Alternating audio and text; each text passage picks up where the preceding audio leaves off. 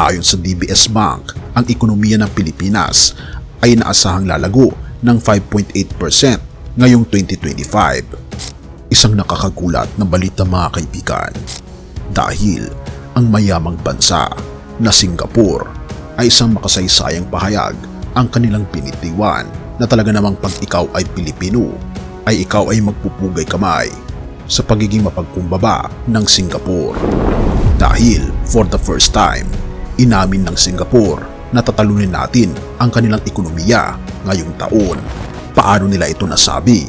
At parang imposible, pero ito na nga, nangyari na. Halika, atin itong pag-usapan mga kaibigan.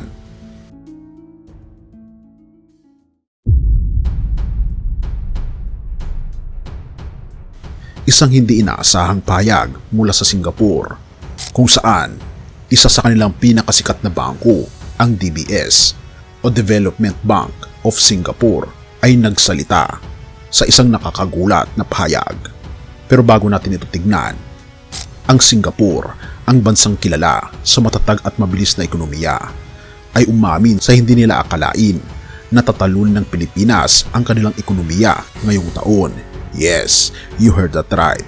Ayon sa DBS Bank, ang ekonomiya ng Pilipinas ay inaasahang lalago ng 5.8% ngayong 2025, lampas sa 2.8% ng Singapore at 3% ng Thailand. Ngunit paano ito nangyari? Ano ang ginawang kakaiba ng Pilipinas para maungusan ang ekonomiya ng isang bansang napakahusay sa global stage? Hintayin mo kaibigan at malalaman mo ang sagot. Ang bagong pag-asa dahil sa lideratura ni Pangulong Bongbong Marcos Jr. at ano ang epekto ng Create-More Law.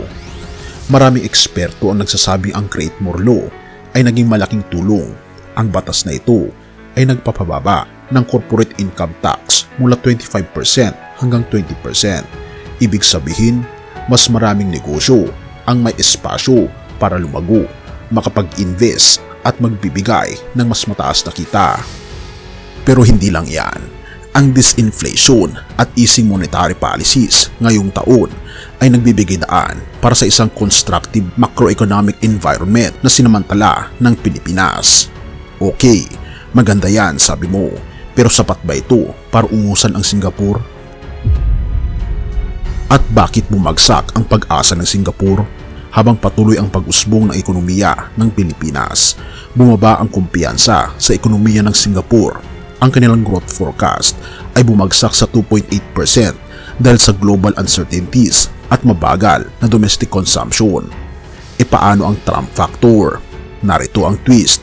Bagamat si Trump ay nagbigay ng bagong hamon sa Pilipinas sa usaping remittances, nananatili tayong matatag dahil sa ating domestic consumption strength. Ika nga, kahit magulo ang labas, ang lakas ng loob natin ay nagmumula sa loob. At ito ang lihim na sandata ng Pilipinas. Isipin mo ito, ang midterm elections ay tila isang gasolina sa ekonomiya ng bansa. Ang pagtaas ng domestic consumption ay nagdulot ng masiglang ekonomiya na kahit ang Trump effect ay hindi naging sapat para pigilan ito.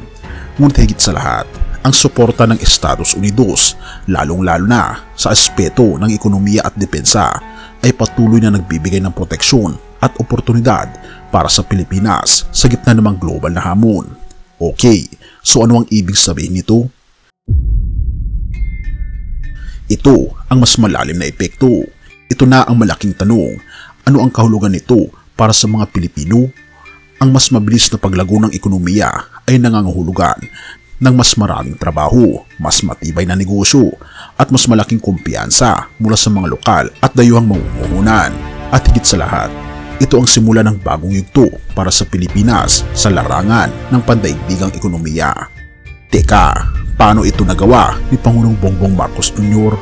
Simple, pinagtuunan ng pansin ang mga domestic drivers tulad ng consumption, incentives para sa negosyo at tamang paggamit ng mga pulisiya upang matugunan ang mga global na hamon.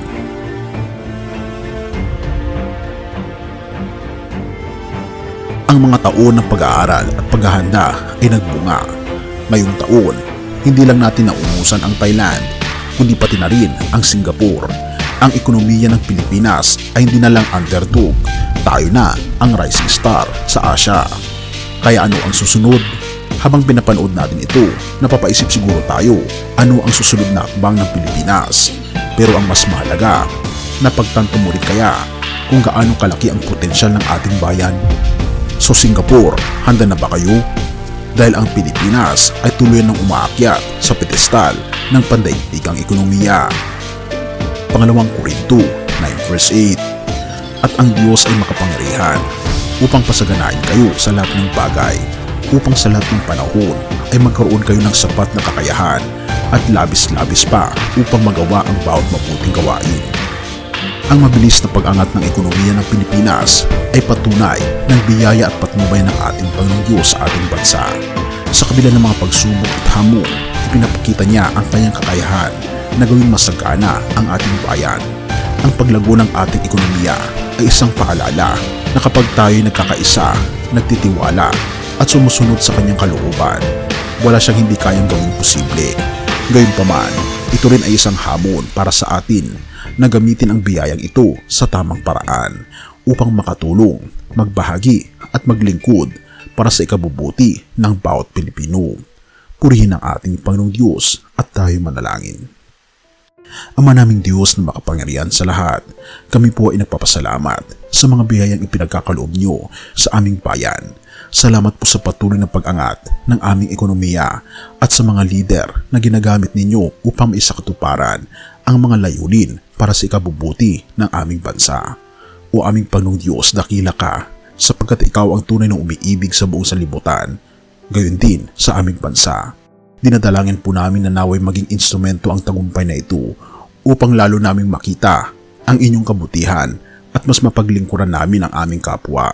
Turuan po ninyo kaming gamitin ang mga biyaya at oportunidad ng may pagmamahal, integridad at kababaang loob. Basbasan po ninyo ang bawat Pilipino o aming Panginoong Diyos, lalo na ang mga nakikinig at nanonood ng content na ito. Bigyan niyo po sila ng inspirasyon, lakas at karunungan upang maging bahagi ng pag-unlad ng aming bayan. Alisin po ninyo ang anumang balakid at bigyan niyo kami ng pusong mapagkumbaba upang patuloy naming hangarin ang kabutihan para sa lahat. Pinupuri po namin kayo at pinapasalamatan o aming Panginoong Diyos at ang panalangin ito'y aming itinataas alang-alang sa pangalan ng aming Panginoong Hesus na siyang aming tagapagligtas.